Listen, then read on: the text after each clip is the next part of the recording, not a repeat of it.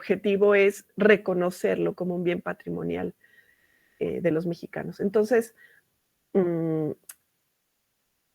tendrán que hacer un esfuercito, hacerse un hueco, porque es un libro completo, no tienen que leerlo todo, pero sí, por lo menos los textos que escribió Martín, y pues darle una ojeadita a todo, y en una de esas algún otro capítulo que les llame la atención, que sea llamativo, o que sea, forme parte de sus intereses. Entonces, esto lo voy a decir de nuevo al finalizar, pero es muy importante que estemos pues todos a tiempo y leídos, ¿no? Para que realmente aprovechemos.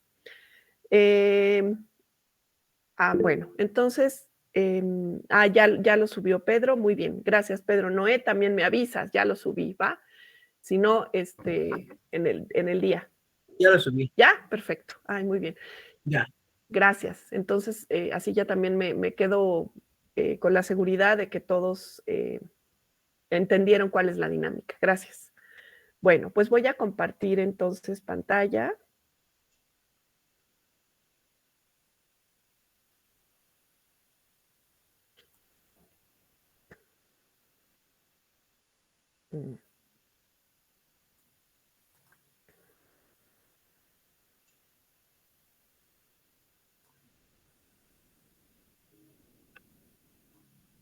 ¿Ya estoy ahí?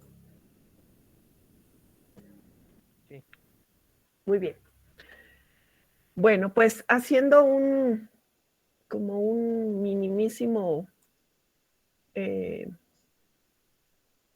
una pasada así rápida, un repasito sobre lo que vimos la vez pasada.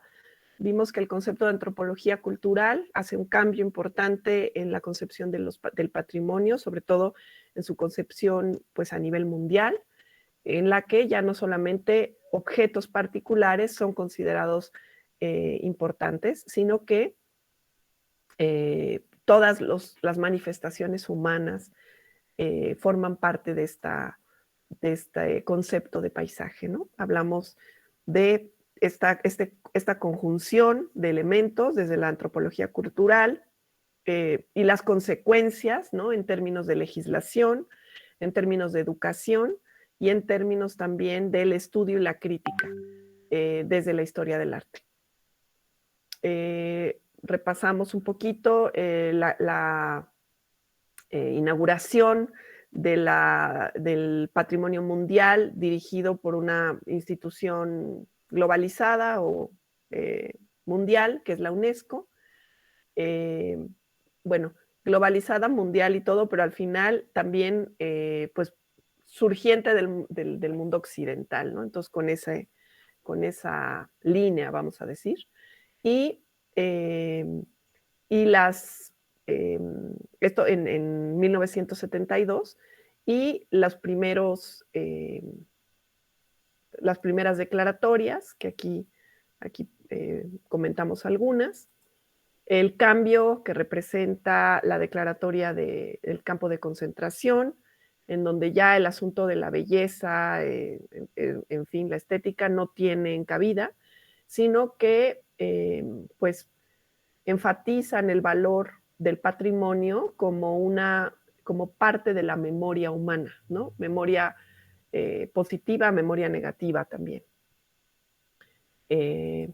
Hablamos de la clasificación tradicional del patrimonio y cómo el paisaje, pues, no entra, ¿no? En esta clasificación, no entra claramente en la clasificación tradicional, y porque el paisaje une tanto elementos de la naturaleza como elementos de la cultura. Digamos, en ese sentido, fíjense qué interesante, que el patrimonio y el paisaje comparten pues la misma naturaleza, ¿no? Que unifica o encuentra elementos que en algún momento podrían parecer separados, ¿no?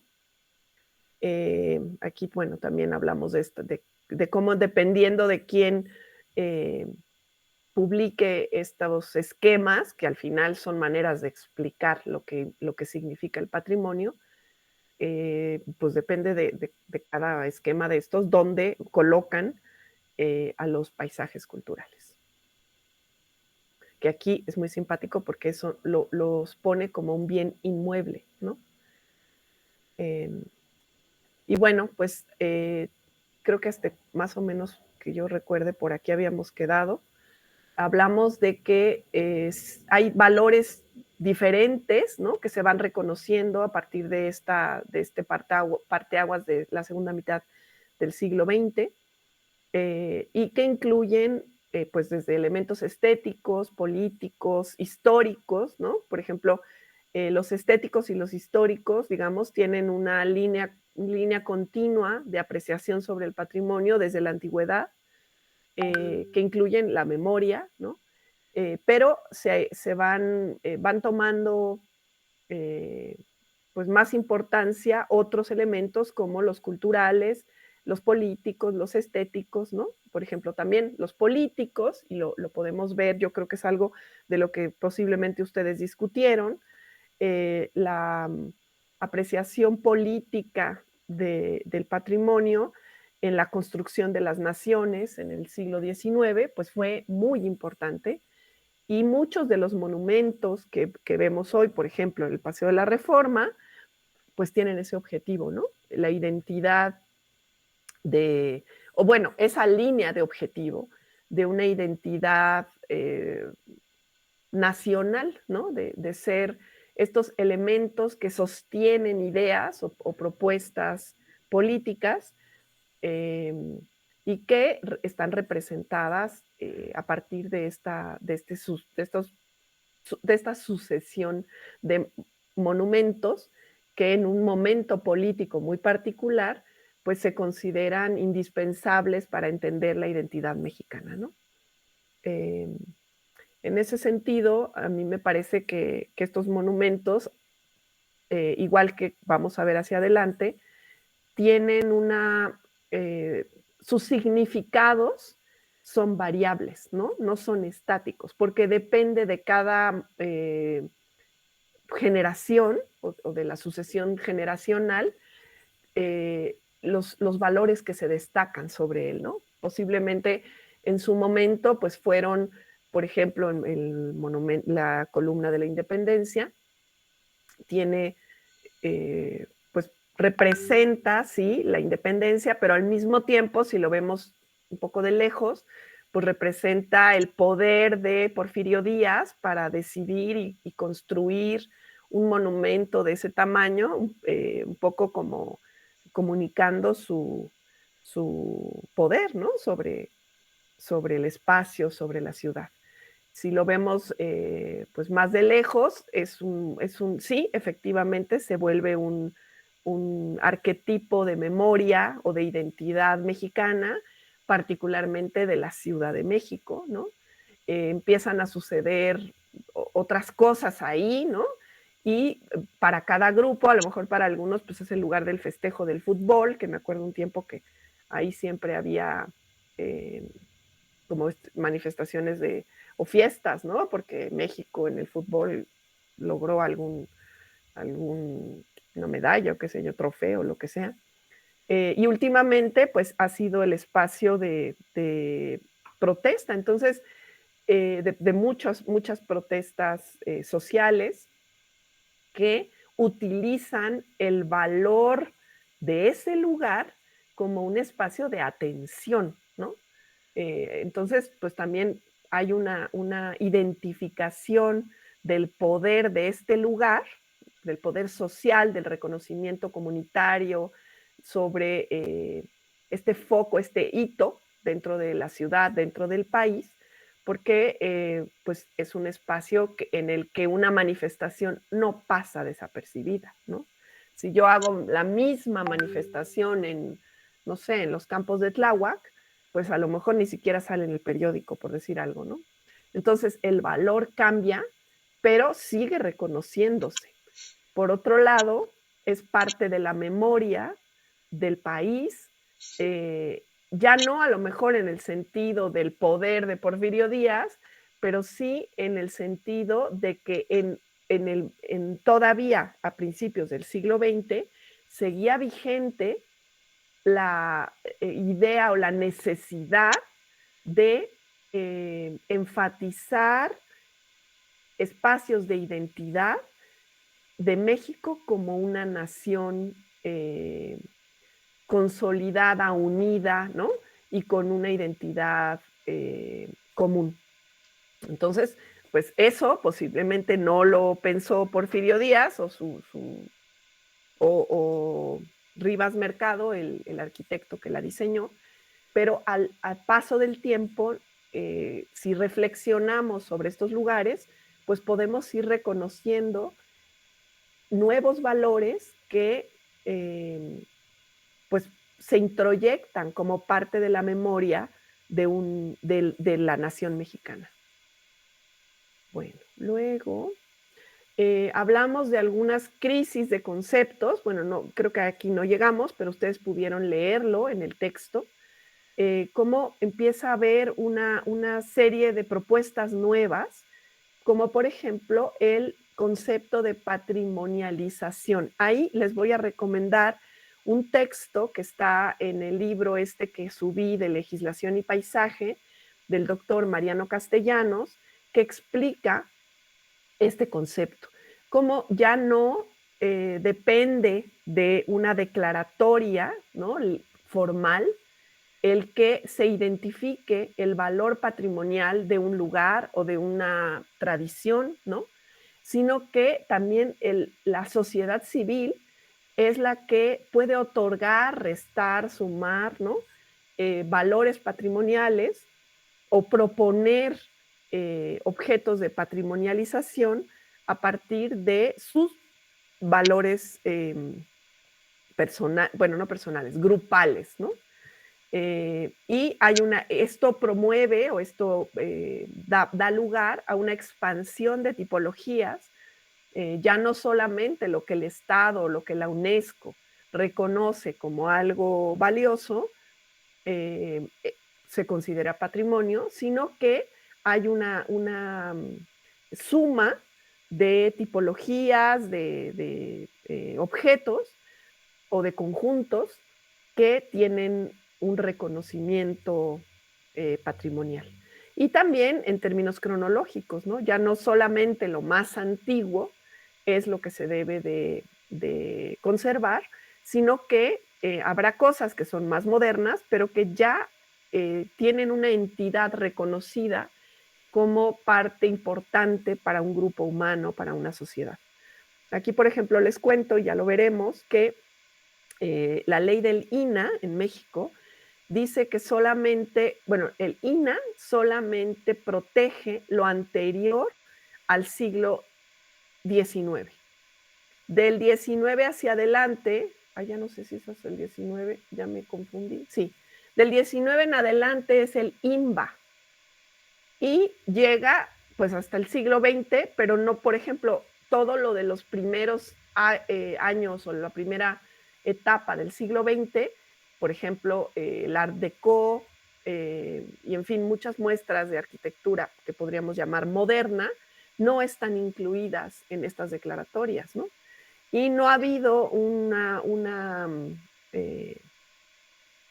modificación de estas leyes, y lo que ha sucedido es que la sociedad civil, en mucho, ha sido la encargada, o se ha encargado más bien, de proteger, pues, valorar, por ejemplo, la academia de publicar, ¿no?, sobre la importancia que tienen estos momentos históricos que no están claramente considerados en las declaratorias mexicanas.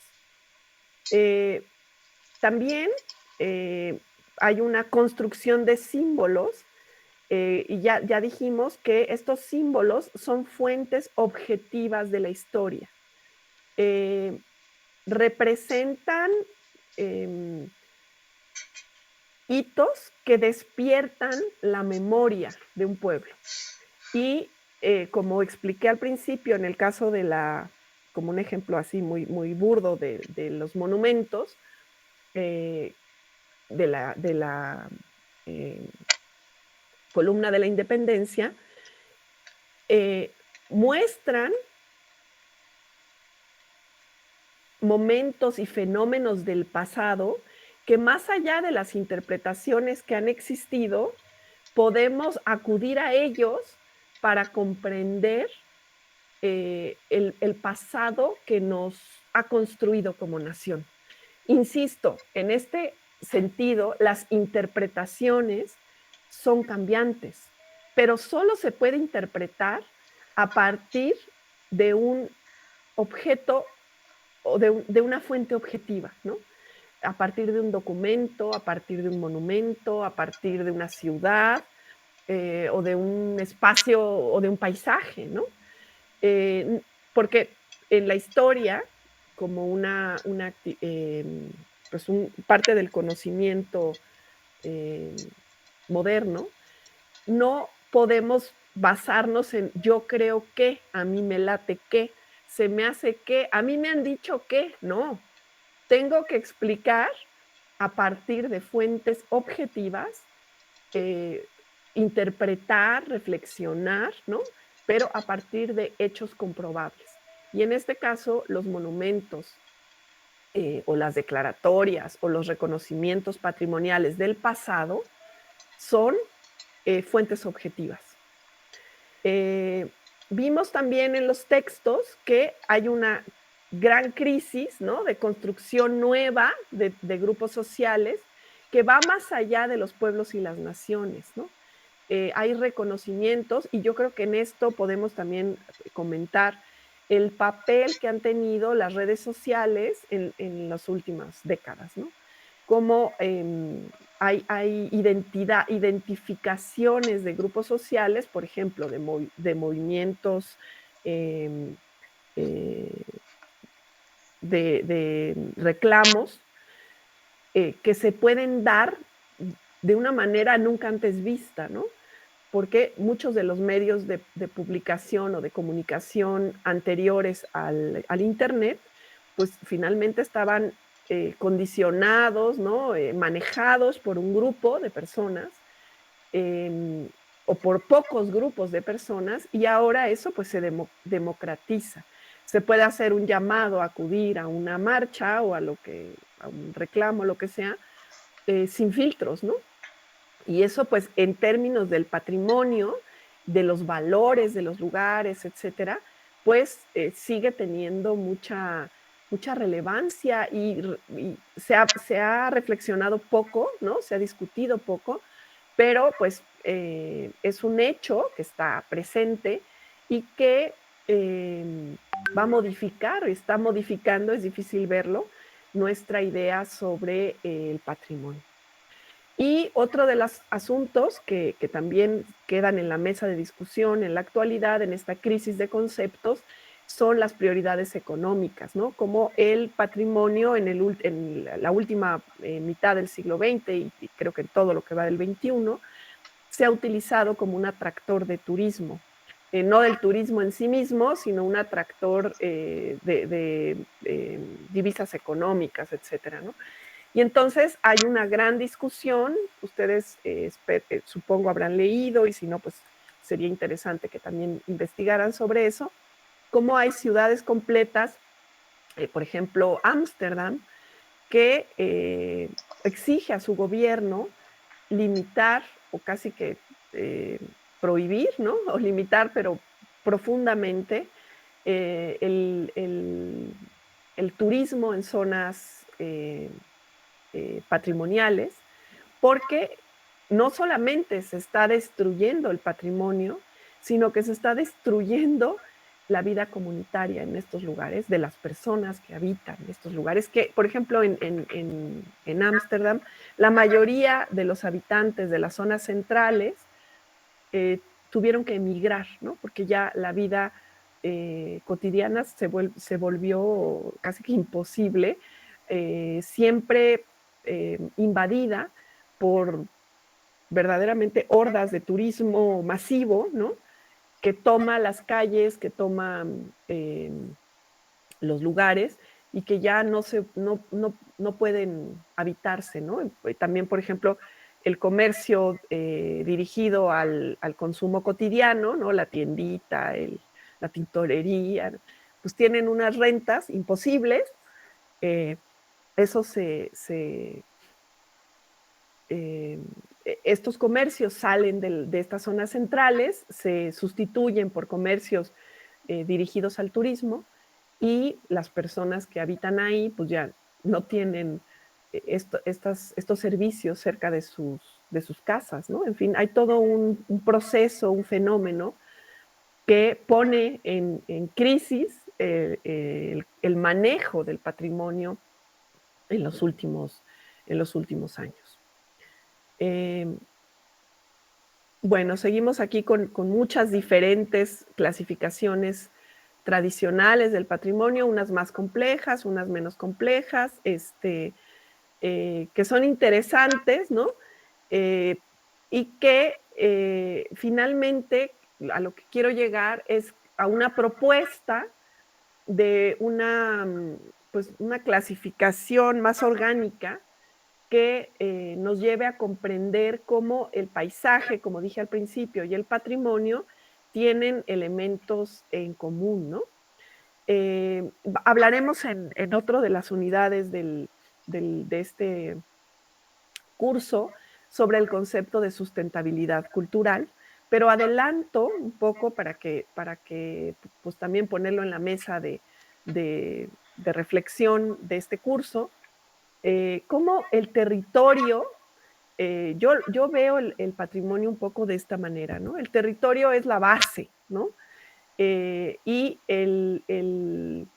este territorio está mirado, está condicionado, valorado a partir de las culturas, ¿no? En plural, no de una cultura universal, sino en todo caso, la cultura universal es la suma de todas estas visiones culturales particulares que en conjunto articulan la idea del paisaje. Y este paisaje, pues, contiene un espacio antropizado y digamos que todo este mecanismo es lo que explica la relación entre las partes dentro del concepto de patrimonio que incluye al paisaje como parte indispensable de esta valoración contemporánea del patrimonio. Y bueno, pues aquí nada más para comentar algunos de los conceptos de las lecturas, vemos que el patrimonio cultural va evolucionando desde objetos humanos construidos y la combinación entre el sistema humano y el natural, hasta el patrimonio cultural, ¿no? Entendido como prácticas, representaciones, expresiones, conocimientos y habilidades, objetos y espacios culturales asociados con estas prácticas. Y este autor identifica que están emergiendo herramientas y habilidades necesarias para transformar el mundo hacia la sustentabilidad, la creatividad, el conocimiento crítico y el sentido de pertenencia, pero ligados al respeto y a la empatía. O sea, él identifica, y creo que en muchos sentidos estamos, ¿no? De acuerdo, eso veo en lo que ustedes, en los trabajos que subieron, que hay una tendencia a incorporar estos valores éticos, ¿no? Y estos valores, pues, culturales actuales, al menos en unos grupos de la sociedad, que utilizan también el patrimonio y que valoran al patrimonio con este objetivo. Eh, y lo que quiero insistir es que, como expliqué antes, el patrimonio hoy es un concepto dinámico y relativo. Incluso con la inauguración de la UNESCO, como siento yo, y lo vamos a discutir, lo pongo sobre la mesa, que hay decisiones unívocas, ¿no? Lo que UNESCO reconoce es, y lo demás pasa como a un segundo plano, ¿no? Lo que está proponiendo el siglo XXI es, pues eso, poner en duda, ¿no? Reflexionar sobre si solamente un organismo institucional puede hacer este reconocimiento e identificar los valores y listarlos, y esos son y ya, ¿no? De alguna manera, pues cristalizar o detener ese dinamismo y ese relativismo a partir de inscripciones formales que también les voy a compartir un catálogo, ¿no? De los elementos que se tienen que mandar a UNESCO para poder declarar un lugar patrimonio de la humanidad. Eh, y lo que el siglo XXI deja abierto, ¿no? Es entender que, pues, el concepto de patrimonio va más allá y lo importante, lo que se ajusta, lo que hace que realmente sobreviva, vamos a decir, es aceptar el dinamismo y el relativismo del concepto y de los valores que se pueden dar a un objeto o a un territorio en particular, que van transformándose culturalmente a lo largo del tiempo, ¿no? Entonces, bueno, pues aquí nada más voy a leer este textito. El problema de base es que se trata de un concepto relativo, se refiere al patrimonio, ¿no? Que se construye mediante un complejo proceso de atribución de valores sometido al devenir de la historia, las modas y el propio dinamismo de las sociedades. Así, la selección de objetos a los que se otorga una serie de cualidades superiores que justifican la necesidad de su conservación y transmisión para las generaciones futuras puede cambiar con cierta frecuencia. De resultar, de resultas, ay, el resultado, no sé qué escribí mal ahí, como resultado de este relativismo, las personas interactúan de manera distinta con los bienes culturales, favoreciendo su protección en unos casos y desentendiéndose de su cuidado en otros. Lo que en este caso quiero enfatizar es que eh, nuestra selección, lo digo para la vida profesional, chicos, sobre lo que debe ser o no debe ser conservado, debe de ir más allá de nuestro, o sea, tendremos que tener una visión más allá de nuestro exacto momento histórico, ¿no? Eh, Les voy a dar un ejemplo. Los altares en las iglesias barrocas, eh, churriguerescos, con tallados de madera, cubiertas de hojas de oro, pues una iconografía muy compleja, que fueron, que son testimonio de el, pues, la manera de ver el mundo en el siglo XVIII, de la importancia de la religión en ese momento, de la riqueza de la iglesia, de la importación de estilos arquitectónicos europeos, pero su adaptación eh, única en el mundo, en México, eh, pues es algo extraordinario, ¿no? Nosotros hoy lo vemos y a partir de conocer estos lugares, estos altares del siglo XVIII, podemos utilizarlos como fuentes objetivas, reinterpretarlos, ¿no? Ir mucho más allá del asunto religioso y entender cómo vivían, cómo pensaban eh, en este momento histórico que es parte de la historia cultural de México. Bueno, pues en el siglo XIX se consideraba que eran muy feos. Y entonces muchísimos de estos altares se destruyeron y se construyeron altares neoclásicos. Pasa el tiempo y de repente decimos, pero qué barbaridad. ¿Por qué no construyeron altares neoclásicos en otras nuevas iglesias, ¿no? O en otros nuevos lugares. ¿por qué destruyeron estos lugares, estos altares que hoy, pues, nos parecen estéticamente más agradables, porque les encontramos muchos valores, ¿no? Entonces, quiero poner esto solamente como ejemplo para decir que no podemos destruir el patrimonio así nomás, ¿no? Porque le quitamos a otras generaciones la posibilidad de interpretar o de cambiar esos valores o de entender el pasado, eh, porque nosotros lo destruimos, ¿no? Entonces, pero esto es muy complejo, como dice este texto cortito, no es así tan fácil, no hay una receta.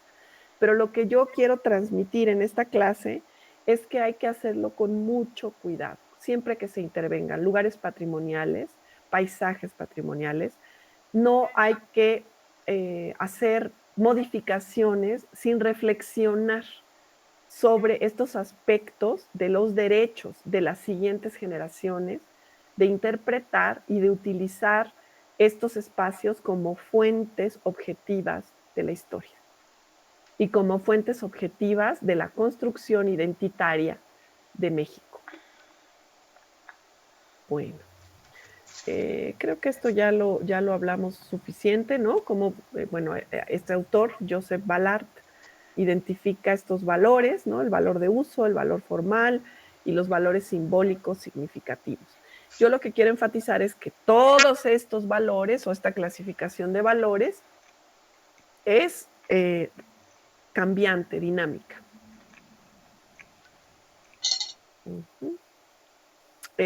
Insistir en este cambio de que pasamos de una propiedad privada, como vimos en la primera sesión, a una difusión de monumentos como modelos de la cultura nacional, ya lo vimos, ¿no?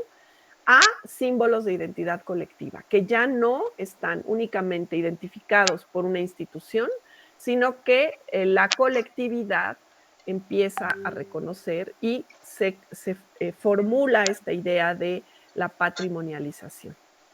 También pasamos del monumento aislado, ¿no? Que tenemos muchos ejemplos todavía vivos, a los centros y conjuntos urbanos, ¿no? A los conjuntos, ya no la casita, sino el conjunto del centro histórico, el conjunto de Xochimilco, por ejemplo, en el caso de México, a una nueva concepción que incluye paisajes, rutas, canales, en fin, vamos viendo cómo vamos agregando, más bien, ampliando las escalas, ¿no? Un poco como la concepción de la arquitectura de paisaje, ¿no? Que parte de lo global, de lo general, pues del gran territorio de la región y al revés de cómo ha sucedido en el término del patrimonio cultural, va de lo general a lo particular. Y en el caso del patrimonio, la historia ha sido más bien de lo particular hacia lo general o al conjunto totalizador, ¿no? Y también hemos pasado de lo concreto, ¿no? De este patrimonio objeto, ¿no? Concreto, tangible, a la consideración de lo intangible, inicialmente igual con declaratorias separadas, ¿no? Por un lado, puedo decir, pues voy a declarar por ejemplo, una plaza, ¿no? Bueno, es un ejemplo hipotético, pero voy a declarar el Zócalo. Y aparte, voy a declarar patrimonio a los danzantes a los concheros. Y lo que ahora, que todavía la UNESCO no logra totalmente, pero digamos que nuestra manera de entender el patrimonio, la cultura y lo que se está discutiendo ahora, es que estas declaratorias deberían tener una relación diacrónica, ¿no?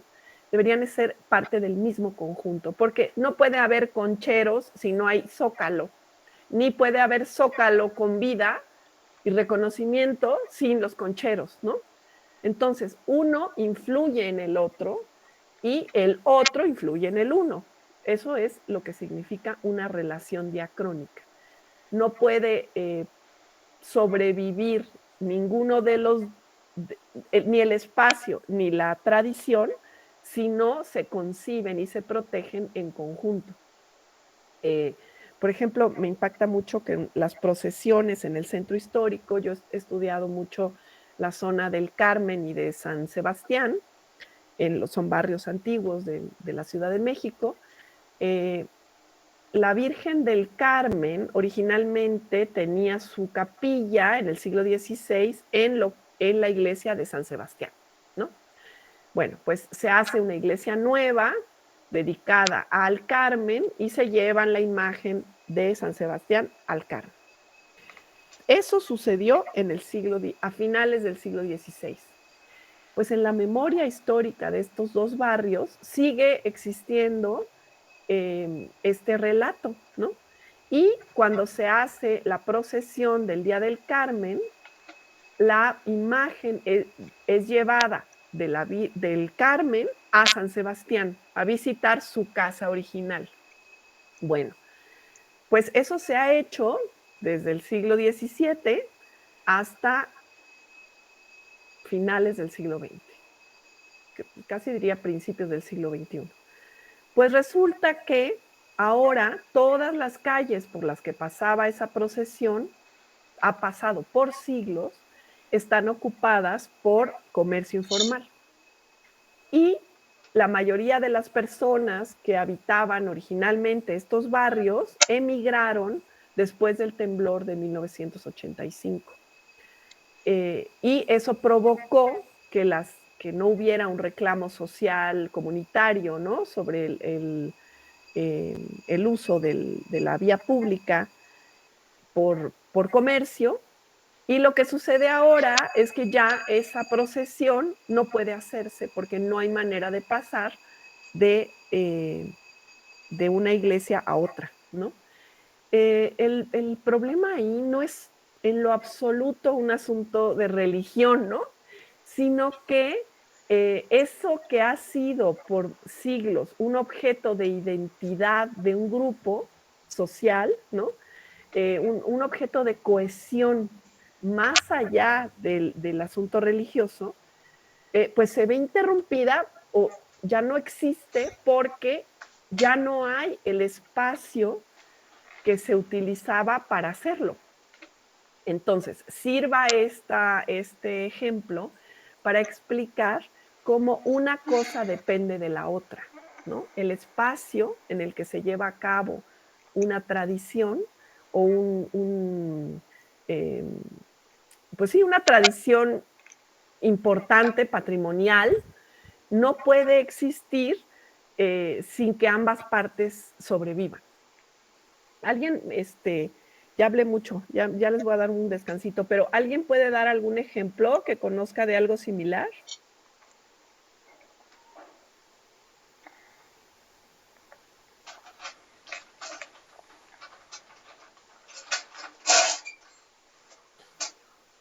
Alguna tradición que les hayan contado en su casa o sus abuelos, que sucedía y ya no sucede porque ya no hay ese espacio.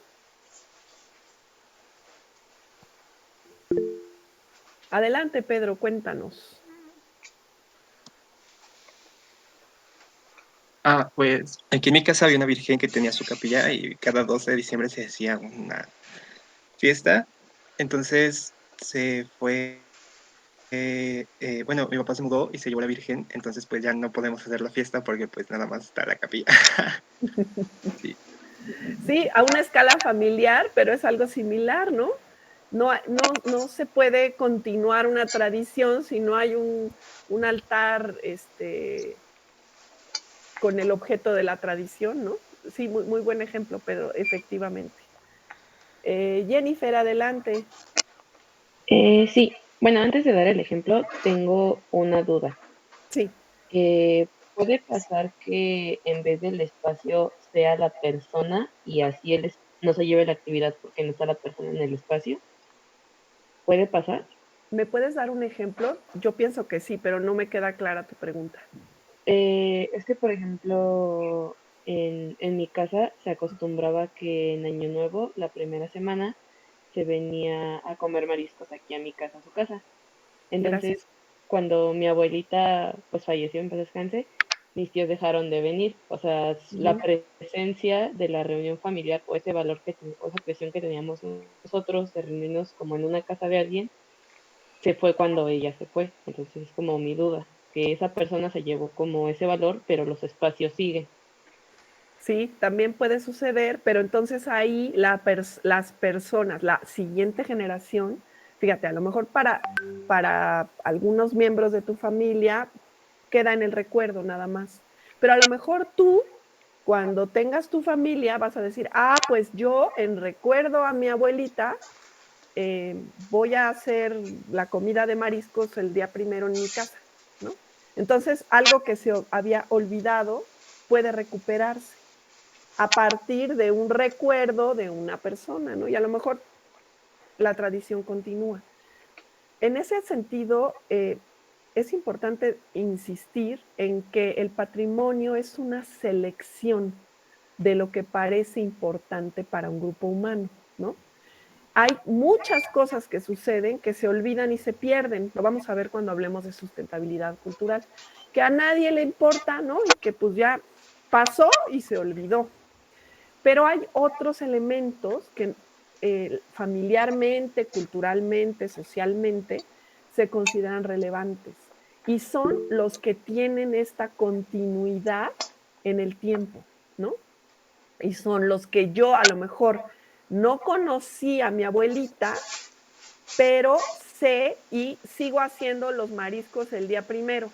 Ahí ya podríamos decir que aunque yo no conocí directamente a esa persona, eh, ese hecho está introyectado en mi familia como algo importante y seguirá, ¿no? Seguirá siendo parte de esta identidad familiar. A lo mejor no hay tal reconocimiento y simplemente eso, pues, deja de suceder, ¿no? Pero si no está la persona, no está el lugar, pues más difícil que la memoria continúe, ¿no? A lo mejor este hecho de la comida del marisco es más difícil, pero por ejemplo, en el caso que nos comentó Pedro, ahí está todavía el altar, ¿no? A lo mejor en algún momento pues se sustituye por otra imagen o por alguna razón en el futuro la imagen original regresa a ese lugar y la tradición puede continuar. Es más fácil así que cuando no hay un espacio físico, ¿no? Así lo veo yo, que pues hagan, a lo mejor los nietos de Pedro van a la casa y dicen, oye, ¿y este altar qué onda? Ah, es que aquí sucedía esto, ¿no? Y ahí está el, eh, la fuente objetiva, ahí está el altar, ¿no? Pero si llega un Pedro mismo o su hijo y dice, voy a remodelar la casa, quito el altar, pues las posibilidades de recordar ese hecho se disminuyen casi diría yo a cero, ¿no? Porque ya nada más queda el relato y a veces los relatos, todos lo sabemos, se olvidan. Yo hago un ejercicio interesante, ahorita les voy a seguir dando la palabra, pero ¿alguien sabe o quiénes de ustedes saben cómo se llamaban sus 8 bisabuelos? El nombre propio. No conocí ¿Quién, ni a mi quién levanta? abuela, señora. Tengo en la fila ahorita para comentar a Alejandra. ¿Alguien más está pidiendo la palabra?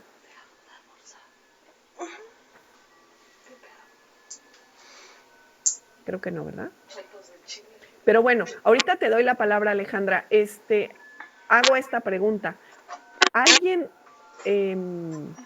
se sabe los 8 apellidos, perdón, apellidos no, 8 nombres propios de sus bisabuelos?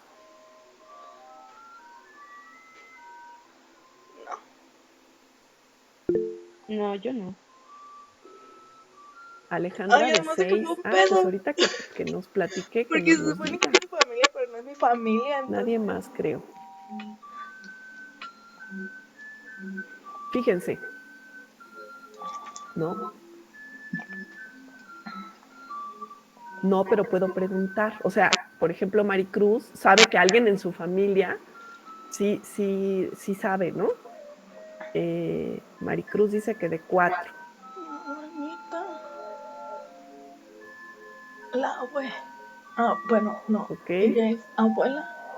Bueno, este Ay, ejercicio no, es no sé. interesante porque vean cómo en realidad en 3 generaciones ya no nos sabemos ni el nombre de nuestros antepasados, ¿no?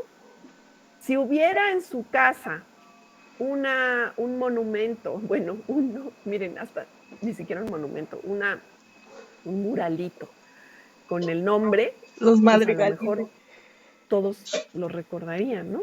Ya ni digo cuáles eran sus costumbres o a qué se dedicaban o, en fin, la memoria de la familia. Ahí vemos como si en términos de familia olvidamos tan pronto en generaciones, pues en términos de cultura, si no hubiera esta serie de elementos objetivos que nos van recordando nuestra propia historia cultural, pues sería dificilísimo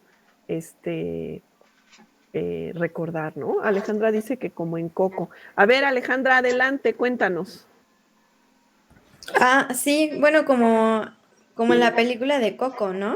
O sea que, bueno, hacen referencia al Día de Muertos, pero esa familia sí tiene sí recuerda los nombres de sus tatarabuelos y sus bisabuelos. Y es cuando, bueno, cuando Miguel incluso va al mundo de los muertos, pues los reconoce. ¿Mm? Entonces no se me recordó ahorita eso. Sí, pues es algo, o sea, lo que quiero decir es eso similar que en esa película se muestra, que yo la vi una vez y ya no me acuerdo de tanto detalle, y además luego les cuento porque no me gustó, pero Apropiación es cultural, un dice. poco eso trasladado a otra escala, ¿no? Eh, como sociedad no podemos tener una identidad clara o dirigida por nuestra propia apreciación del mundo, digamos, si no tenemos objetos de memoria, ¿no? Y es muy buen ejemplo para entenderlo en un nivel familiar hasta un nivel social, ¿no? Sí, muy bien. Pero además, Alejandra, querías comentar algo más porque tenías levantada la mano desde antes y yo me desvié a esto de los nombres de los familiares. Ah, sí, bueno, quería preguntar algo. Ujú, adelante. Ahorita con la pandemia, muchas Ujú, de estas actividades se han interrumpido, ¿no? Entonces sí. quería saber si también formaba parte de este ejemplo, o sea, de los ejemplos que estaban dando mis compañeros y eso. Es- Porque, ¿Qué bueno, tipo por de ejemplo, actividades, Alejandra? igual aquí en mi colonia, Sí. cada año se hace una actividad, bueno, no, perdón, un festejo a la Ah, Virgen de Guadalupe los días 12 de diciembre y hacían una feria y música, pero desde que inició la pandemia, pues no se ha hecho. Entonces no sé si también, bueno, también he visto que ha ocurrido en otros pueblos, en otros barrios, entonces no sé si entra como parte de ese ejemplo. pues sí, en algún sentido sí. Digo, yo espero de veras que la pandemia no dure más de, no sé, espero que un año más y ya nos deje tranquilos. No es un periodo tan largo, ¿no? Porque no hay una sucesión de generaciones. Todavía los mismos que estaban, la mayoría siguen. Y es posible que incluso, casi me adelanto, Alejandra, la próxima vez que se pueda hacer, se va a hacer más grande porque todos tenemos ganas de que suceda, ¿no? Pero si hubiera pasado, o sea, si nos echáramos una generación, que son 60 años más o menos, lo que se considera un cambio generacional, Órale. es decir, que yo no conozco a los que hacían esa fiesta, ya ninguno vive, entonces sí, desaparecería, ¿no? Pero yo esperaría y pensaría que además una imagen simbólica tan fuerte en la sociedad mexicana como la Virgen de Guadalupe, pues difícilmente dejaría de existir, ¿no? ¿Tú cómo ves? ¿Crees que sí se va a hacer? ¿Tú irías en un año o dos? Mm, pues de hecho no era como mucho de asistir. Ah, Pero, o sea, como ocurre justo aquí en la avenida que colinda con la calle, pues era como, no sé, como costumbre, saber que en esas fechas se Ujú. hacía, pero sí casi no acostumbraba a ir, nada más pues sí, como asomarme o algo así, o escuchar la música desde lejos. Pero esta vez te asomarías Música de igual o viento. más, ¿no crees? Ya se hizo otra vez, aunque no participes, pero bueno, nada más asomarse ya es participar, saber que existe, ¿no? De alguna manera, pues eres parte de ese, tanto por participando directamente como simplemente observando, ¿no? Pues sí, No, yo creo que sí, porque además como que en cierta parte se extraña o como que se hace raro, bueno, desde que fue el año de la pandemia, que fue en 2020, como que sí se sentía un poco raro que no se hiciera lo mismo. ok, muy bien. Axel quiere comentar algo de Ale y ahorita les cuento del por qué no me gustó la película. Adelante, Axel. Sí, es que justo, bueno, iba a preguntar algo parecido a lo que dijo Ale, pero pues ya que salió el tema, Ujú. era lo de la tradición como que entró en pausa por la pandemia.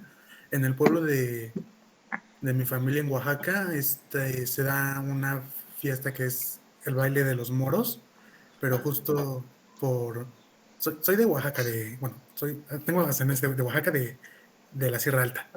Wow. Entonces, se daba este baile y sí recuerdo que fue cuando era niño, pero se detuvo mucho por la pandemia y apenas por finales del año pasado vi que ya lo estaban volviendo a hacer. Entonces, con lo que dijo Ale, yo creo que sí regresa, depende de qué tan arraigado está, porque no es lo mismo una festividad de un pueblo en una zona un tanto más rural a algo que se da en la Ciudad de México, que está más urbanizado.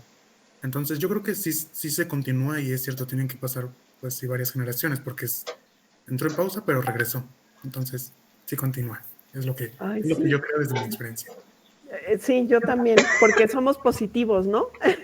Yo creo que sí, efectivamente, como es algo importante, valorado, pues digamos que estas pequeñas pausas, a lo mejor una pequeña remodelación, a lo mejor un problema así que el que la organizaba ya no está en el pueblo, ¿no? Pues son como problemillas, ¿no? Pero al final es más fuerte el valor de identidad de toda la comunidad que hace posible que continúe, ¿no? Desde el momento, Axel, en que tú estás, que no vives allá, sabes, bueno, creo que no vives allá, porque ahora con esto de la pandemia ya no sé dónde vivimos, ¿verdad? Pero sabes que no se hizo, sabes que ya se va a volver a hacer, estás pendiente porque es importante, ¿no? Si no te importara, o a la mayoría de los pobladores no les importara, pues ni siquiera sabrías si se hizo o no se hizo, ¿no? Entonces ese es un signo de que sí hay pues una identidad importante ahí, ¿no? Y que esperamos todos que continúe. Eh, y ahora, a ver, primero voy a leer sobre lo de los abuelitos, que la mayoría dicen que no, pero pueden preguntar. Y dice Erika, yo recuerdo que ni siquiera me sabía los apellidos de mis abuelitos y mi tía a mis primos y a mí nos hacía hacer planas para no olvidarlos. Está interesante, simpático. Pues ahora agrégale, No. agrégale los bisabuelitos, estaría interesante. No, no es tan fácil, pero también si no se recuperan en algún momento, pues es más difícil recordarlos de nuevo, ¿no? Y a lo mejor más que recordar los nombres, a mí me parece interesante, pues, algún dato, ¿no? A qué se dedicaba, qué receta de las que se siguen comiendo en mi casa eran de mi bisabuela o de mi abuela, ¿no?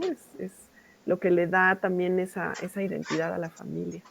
Y insisto, todo esto que nos es más fácil de comprender porque hay sentimientos involucrados, en esta clase lo que tenemos que entender es que esos aspectos de valor familiares se trasladan em, o crecen en escala a un nivel cultural, ¿no? Del que todos formamos parte. Después, ¿por qué no me gustó la película? Es que solo la vi una vez y yo he tenido la oportunidad de ir a Santa Fe de la Laguna en 2 ocasiones, ya hace muchos años, al Día de Muertos. Y para mí fue una experiencia verdaderamente sagrada, o sea, algo de verdad extraordinario.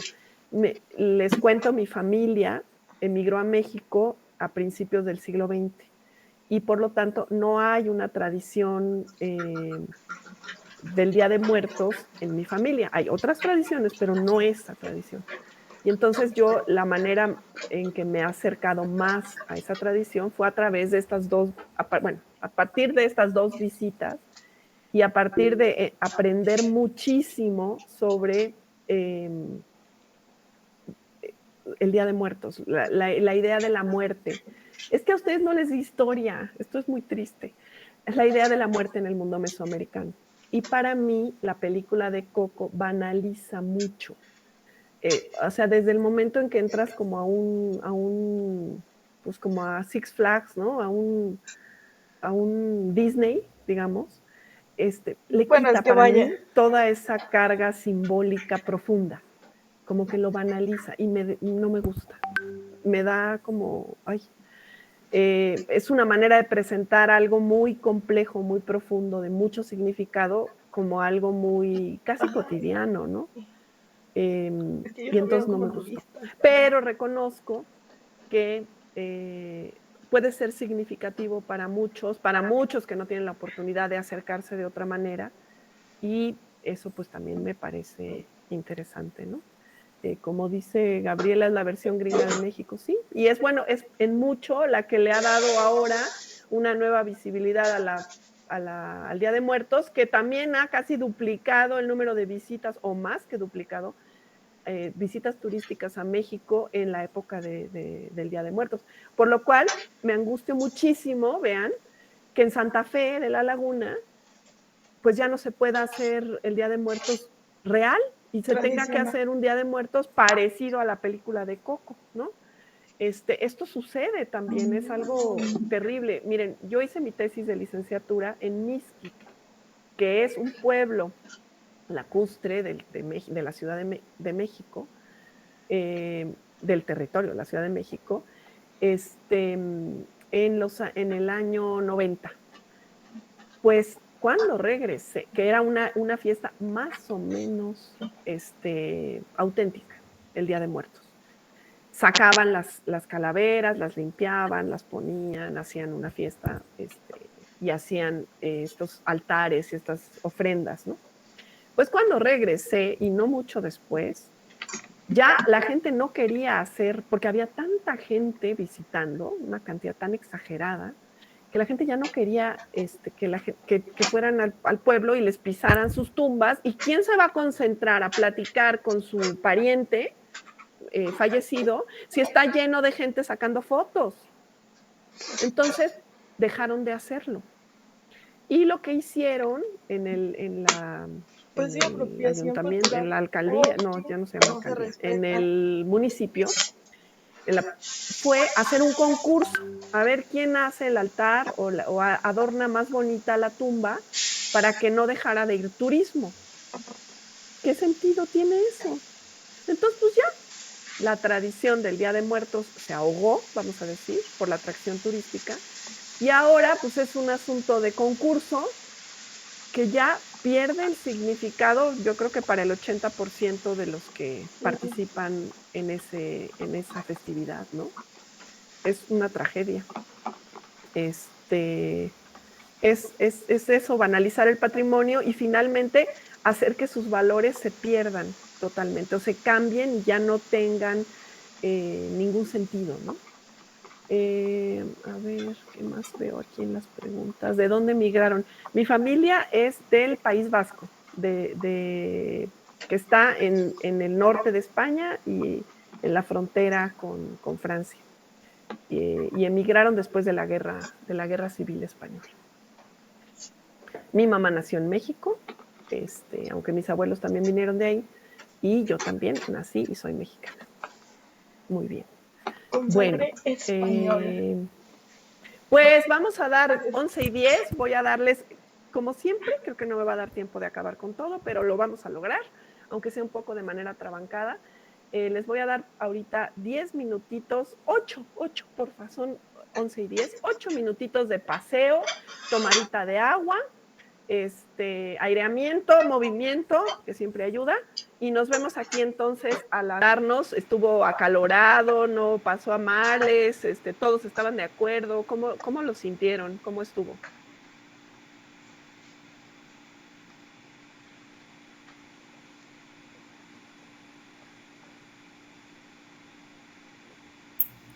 Bueno, por ejemplo, en el caso de nuestro equipo, creo que, bueno, no fue una discusión, sino más bien nos pusimos de acuerdo para enlistar todos estos términos y no llegó como a... No se calentó el ambiente, por así decirlo. Estuvo todo muy tranquilo. Pero es porque todos estaban más o menos de acuerdo, ¿crees? ¿O porque más bien no había tiempo?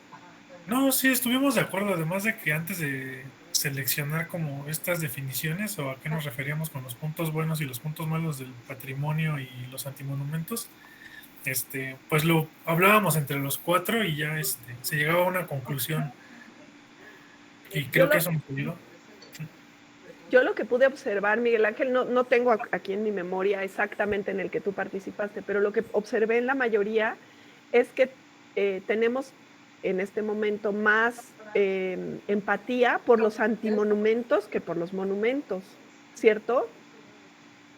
¿Qué piensas de eso? Perdón.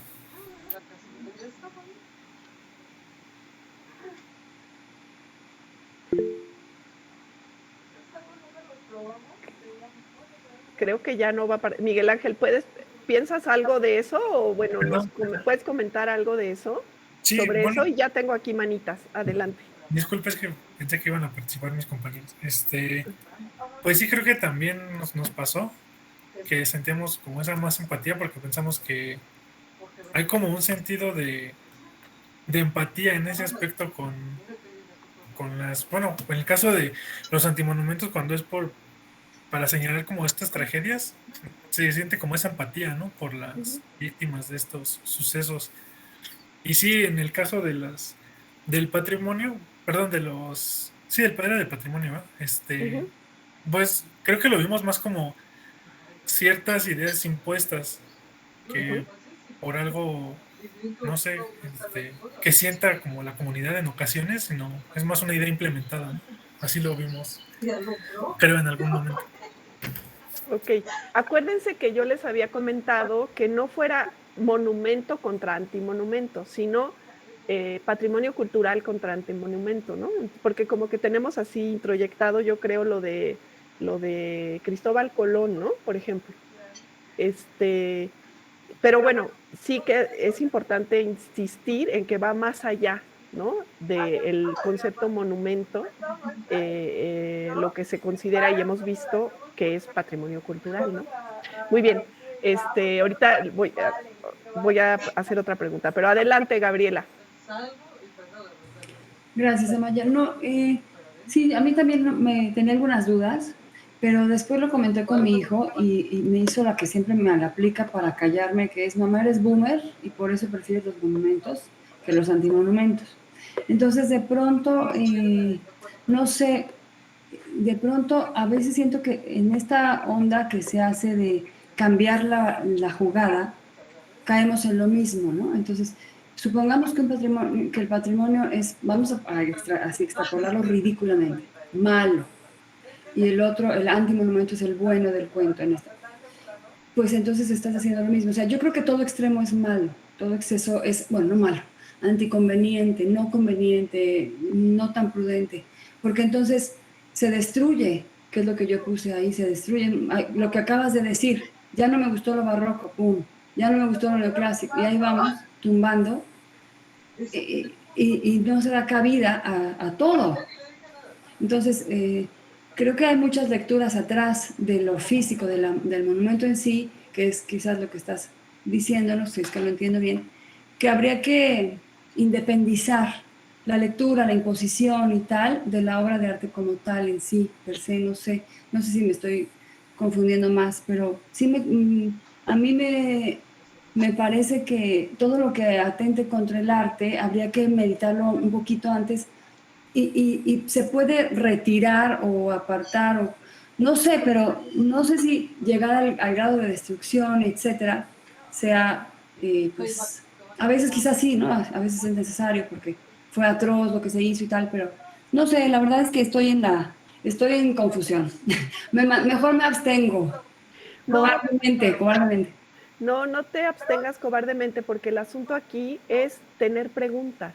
Yo dije desde el inicio, este curso no va a dar respuestas, ¿no?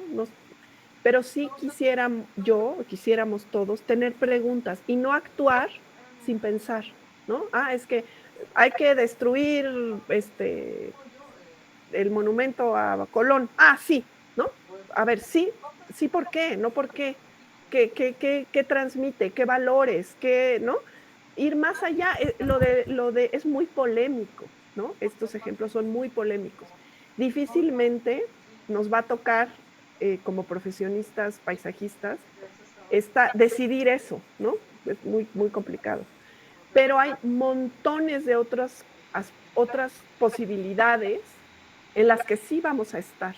Y lo que es importante es entender que hay que reflexionar, no simplemente encontrar la respuesta en el Facebook o encontrar la respuesta en un texto antiguo de Carlos Chanfón sobre el patrimonio, ¿no? Sino tener nuestra propia postura, pero reflexiva, no solamente seguidora, vamos a decir, ¿no? Yo digo, por ejemplo, ¿qué se sentiría si este antimonumento de los 43 asesinados en Ayotzinapa, la próxima generación dice, eran unos revoltosos, quítenlo, ¿no? Pues ya se olvidó, perdió pues ese valor, ¿no? De esto no puede volver a pasar. Eso es un monumento efectivamente creado y pensado en un momento histórico por un grupo social que le da, no un grupo social, yo creo que ahí difícilmente no habrá coincidencias, ¿no? Es un reclamo nacional de algo que no puede volver a suceder. Ese es la fuente objetiva de la historia que en el futuro va a pesar, ¿no? Como, ¿qué es esto de los 43? A ver, ¿por qué está ahí? Ya no vivimos nosotros, pero otros podrán decir, lo que sucedió fue esto, ¿no? Y no solo sucedió eso, sino que la gente reclamó, y aquí está la prueba, ¿no? No fue algo bien recibido. En fin, se interpretarán cosas que ni nos imaginamos en el futuro sobre ese hecho histórico, ¿no?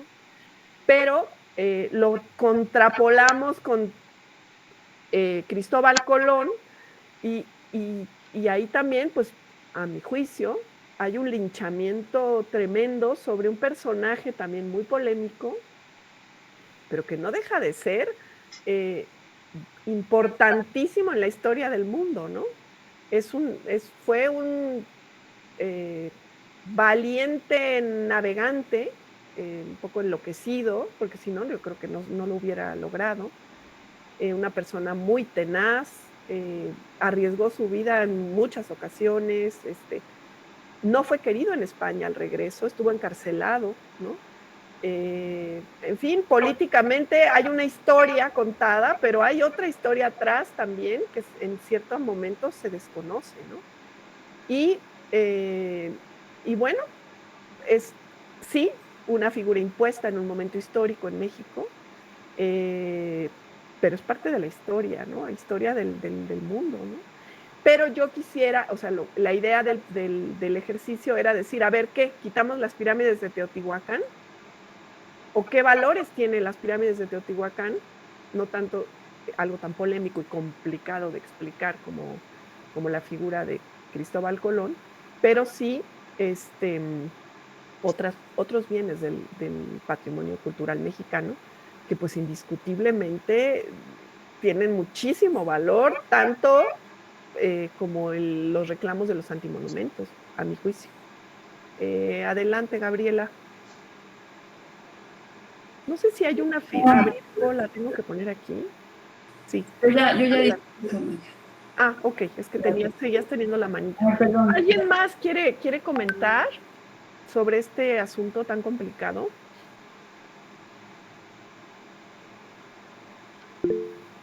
Adelante, Fernanda.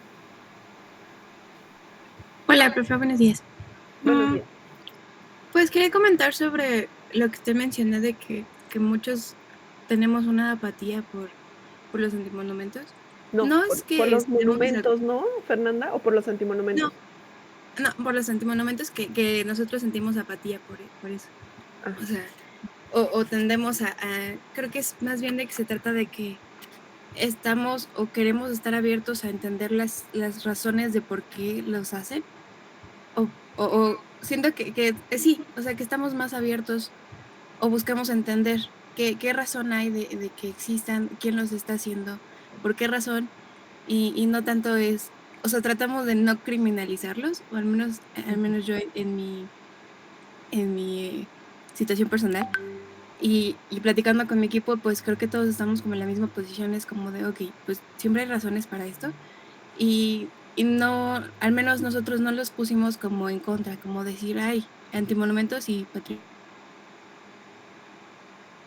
como situaciones aparte, y bueno, pues claro, todos tienen como una historia atrás, unas razones, y ya se dirá, bueno, pues lo vea un poco así como de, eventualmente cada generación va a decidir qué valores son importantes para seguir, pues continuar con su historia y su desarrollo, entonces, bueno, un poquito voy para allá. Totalmente de acuerdo. Fernanda, nada más que hay dos palabras.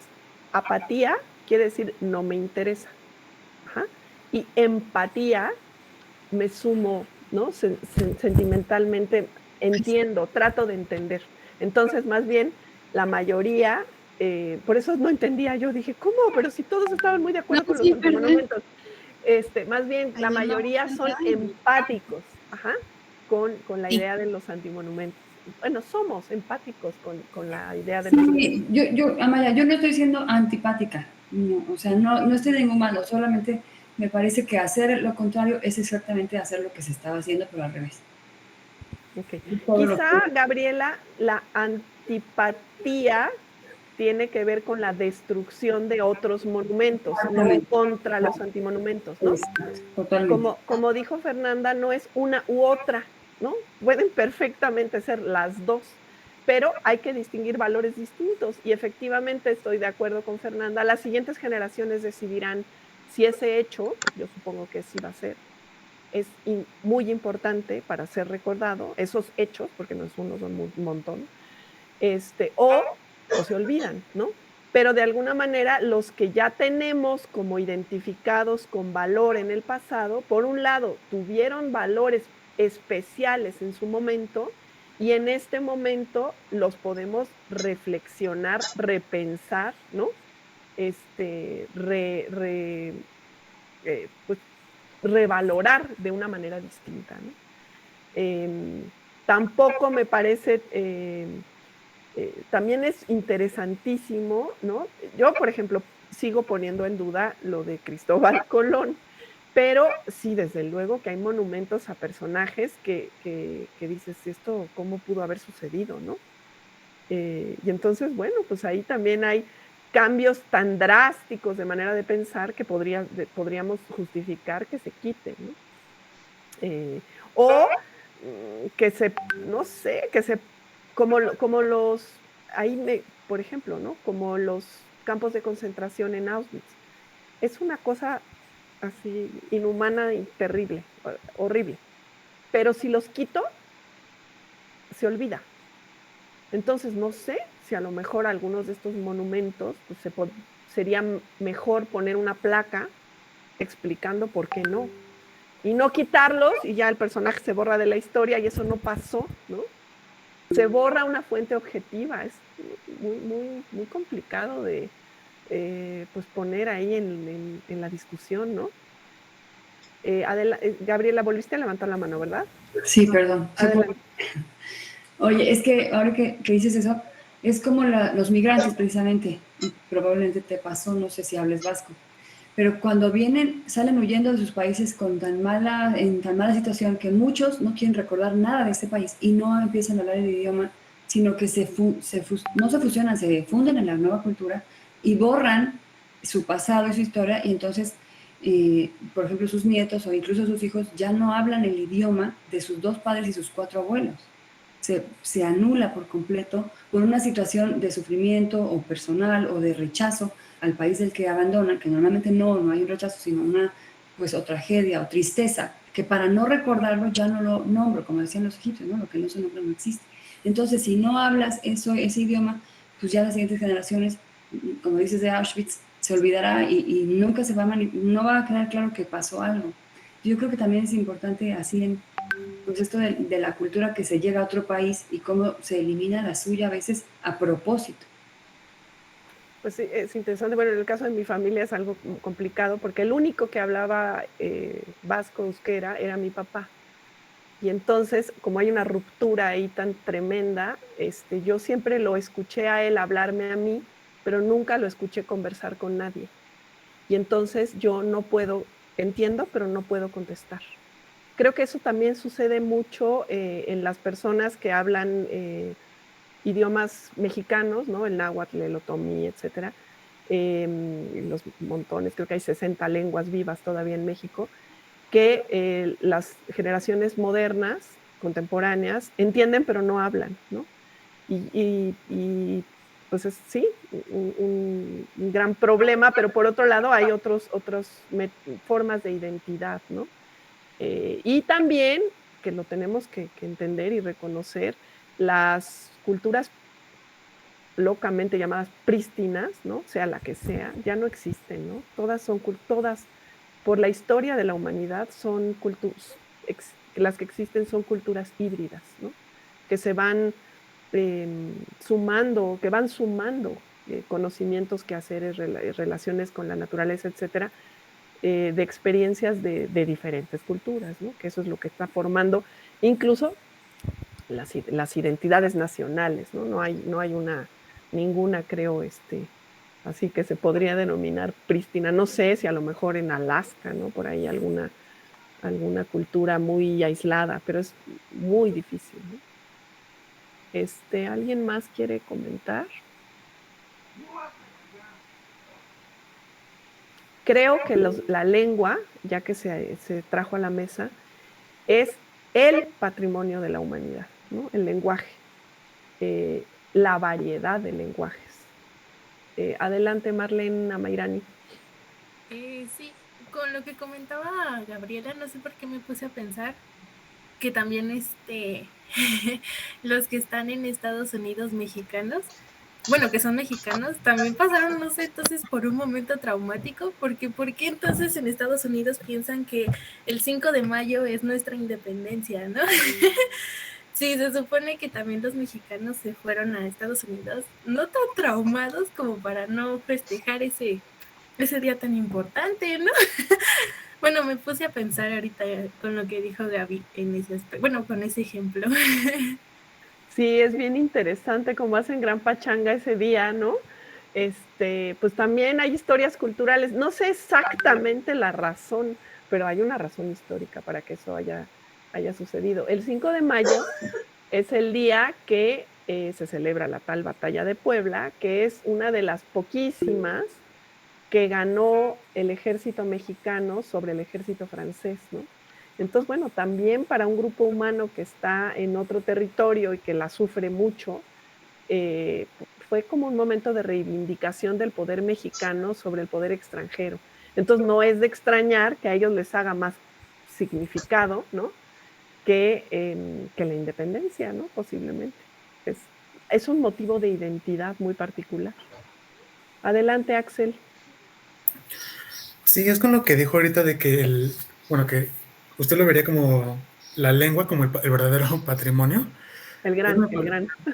Me parece bastante como irónico o medio triste también porque se está esta protección hacia los espacios físicos, el patrimonio tangible, pero a las personas que habitan estos sitios o que tienen tradiciones más cercanas a estos lugares, pues sufren tremenda discriminación.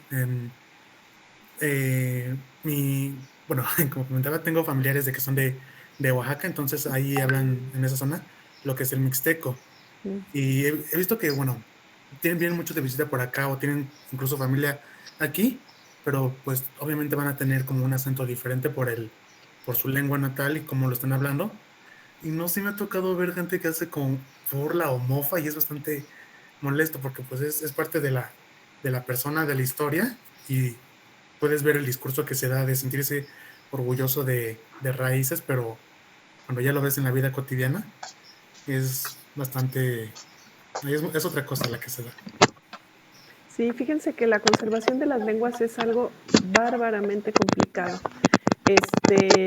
Se sigue, hay una primera grandísima discriminación, educando a todos en español, ¿no?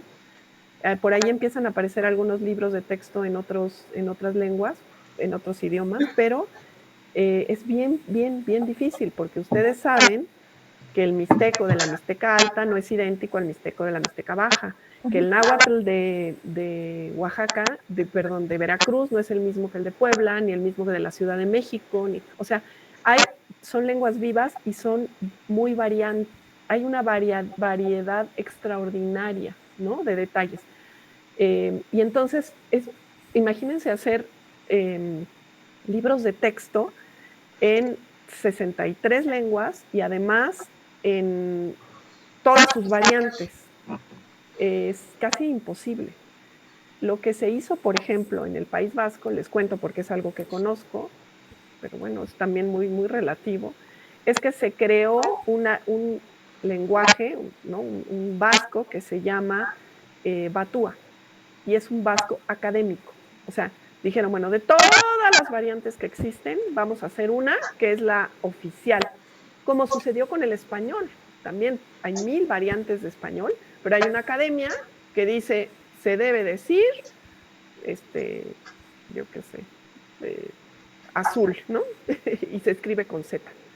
Y si en otros lugares se escribía de otra manera, pues ahora se tiene que escribir así. Ese proceso no ha sucedido con las lenguas indígenas, ¿no? Y entonces es muy difícil, pero hay ahí pues tendría que haber mucho más políticas públicas, más allá de los libros de texto, ¿no? De educación, para la revalorización de las lenguas, porque solamente los que las hablan las pueden conservar. No hay manera, o sea, no puede ser algo impuesto. Y entonces, pues es bárbaramente triste. Les voy a explicar también por qué yo eso lo trato en el libro de País y Paisaje en el último capítulo. Las lenguas surgen del medio, ¿no? Y los pájaros, las plantas autóctonas, nativas de los lugares, tienen nombres en las lenguas indígenas. Y como dijo hace rato Gabriela, lo que no tiene nombre no existe. Muchísimas de esas especies no tienen un nombre propio significativo en español. Y entonces las lenguas son maneras de ver el mundo, pero el mundo local, el mundo que rodea a esa lengua. Y en la medida en que se pierden las conexiones con la naturaleza, se pierden los valores y por lo tanto pues se conservan menos, ¿no? Entonces, sí, la base de todo esto es la cultura y las lenguas que lo expresan, que la comprenden, que la crean, ¿no? Es muy importante, pues a veces los granitos en grande, ¿no? Pero también los granitos de arena, ¿no? Pues Axel, cuando vayas, trata de expresar esta idea que tienes, ¿no? Y de que la gente lo piense de otra forma. A lo mejor puedes empezar a hablar con ese acento, no sé. Hay cositas que de uno en uno pueden ir cambiando el sentido de las cosas, ¿no? Y bueno, y también incidir, por ejemplo, cuando yo haga un proyecto en ese lugar, Axel, que a lo mejor te toca, pues nómbralo, por ejemplo, o mete elementos o palabras, ¿no? Que sean en mixteco y que a lo mejor la gente empieza a decir, ya no se llama la calle Benito Juárez como todas las calles del país, ¿no? Creo que no hay pueblo sin calle Benito Juárez o sin calle Hidalgo, pues que se empiecen a llamar con los nombres en mixteco, ¿no? De las plantas, de yo qué sé, de los objetos de valor de ese grupo humano, ¿no? Alguien levantó la mano, la vi, ya no la tengo. Axel. Bueno, esto que dije forma parte de este entramado mecánico, ¿no? Si yo cambio el lugar, si lo nombro de una manera diferente, a lo mejor logro que la tradición continúe. Y nuestro objeto, nosotros no somos trabajadores sociales, ¿no? No vamos a poder incidir en cambios sociales o culturales tan fácilmente de la comunidad, pero sí podemos darles espacio, porque esa es nuestra misión como paisajistas, ¿no? Y al darles espacio, pues vamos a promover esa visibilización y esa continuidad patrimonial en los lugares, no solamente ya hablando de Cristóbal Colón o de los antimonumentos, que son como cosas globales, ¿no? O nacionales, sino en los proyectos pequeños que forman parte de un pueblo o de una comunidad o de una colonia, ¿no? O de un barrio particular de una ciudad. Muy bien. Bueno, pues nos quedan mugres 15 minutos. No, mugres no, bonitos 15 minutos. La actividad que tengo planeada ahora es que veamos 2 videos. Ya los subí al Classroom, están en el tablón, perdón, en el trabajo de clase. Se titulan Videos sobre el paisaje y el paisaje como patrimonio. Creo que no nos va a dar tiempo de ver los dos. Uno tiene 8 minutos y el otro 5. Entonces, lo que les voy a pedir es que veamos el de 5 minutos, definición del paisaje según Eduardo Martínez de Pisón, y vamos a regresar a la clase para hacer los comentarios finales y poder cerrar esta sesión. Entonces les pido que apachurren ahí en el material, en el trabajo de clase que se titula Video sobre el paisaje, y apachurren el que dice definición de paisaje. Es más fácil que cada quien lo corra en su máquina, porque si no, se traba un montón. ¿Me avisan, por favor? Ya regresamos. Espero que todos lo hayan podido terminar de ver. Jennifer me comenta que va a salir, adelante.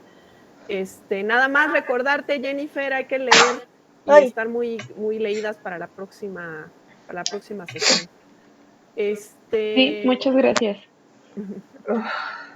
Mi madre me contaba, dice Axel, que antes en las escuelas de Oaxaca les enseñaban español y ahora ya casi ningún niño lo habla.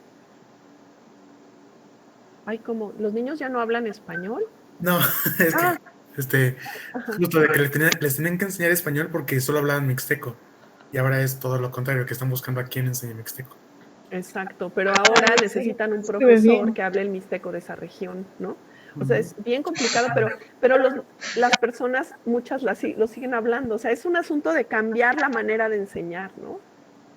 Les digo, es un asunto de educación complejo, no así tan fácil como ahora todos van a hablar mixteco. O sea, no, sino de revalorar y de dejarlos hablar y de invitarlos, ¿no? A seguir hablando, etcétera, no sé. Es complicado, pero hay mucho que hacer por ahí. Bueno, ¿les gustó el video? Ay, a mí cada año que lo veo me gusta más. Les cuento que hice una entrevista a Eduardo Martínez de Pisón en España hace ya unos años y la acaban de publicar en la revista Bitácora de la facultad, porque me parece uno de los teóricos, no solo a mí, a los expertos en paisaje, uno de los teóricos sobre el paisaje pues, más importantes de la actualidad en España y en el mundo hispanoparlante. Y me gusta mucho el video porque en 5 minutos, para mí, resuelve muchas de las complejidades teóricas sobre el paisaje que, como platicamos la otra vez, pues no han sido así suficientemente profundizadas en la escuela, para mi gusto.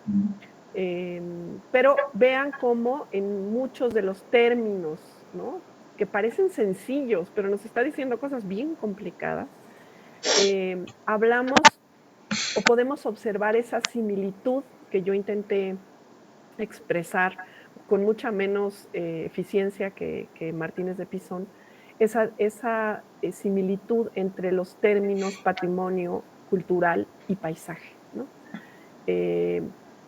creo que pues nos da muchos puntos para entender por qué el paisaje es patrimonio, por qué cuando nosotros influimos, cambiamos, moldeamos un paisaje como profesionistas de la arquitectura de paisaje, no estamos modificando un espacio solamente, sino que estamos tocando valores culturales, valores sociales, valores comunitarios que no tenemos derecho a ignorar, ¿no?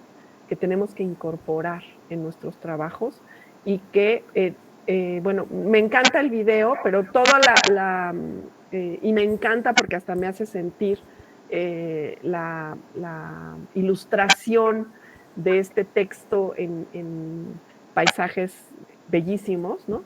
Pero me encantaría que se pudiera hacer una versión mexicana de estos paisajes, ¿no? Porque a veces también como que nos llevan a esos valores de los paisajes europeos, que a veces están alejados de los nuestros, ¿no? Por ejemplo, él subió al Everest, no hasta arriba, pero bastante alto, y tiene fijación o preferencia por los paisajes de nieve, como se puede ver en el video. Y esos, pues a nosotros no nos hacen tanto clic porque están muy lejos, ¿no?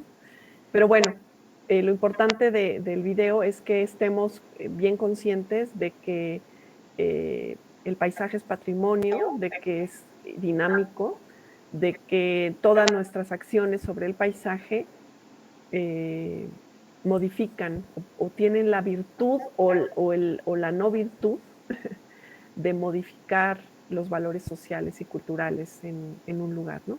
Entonces, pues me parece muy importante que hagamos un repaso teórico sobre lo que es el paisaje.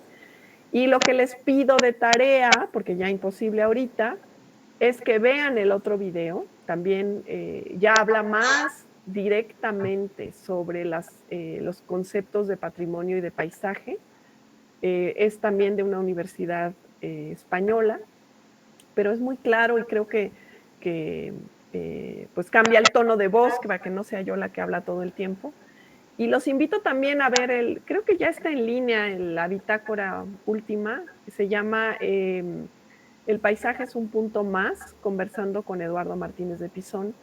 Y bueno, pues es también un resumen de su pensamiento sobre la idea del paisaje, que creo que nos puede acercar o sensibilizar más sobre el papel del paisajista en el moldeado del paisaje, considerando este paisaje como un lugar de encuentro con la cultura, ¿no?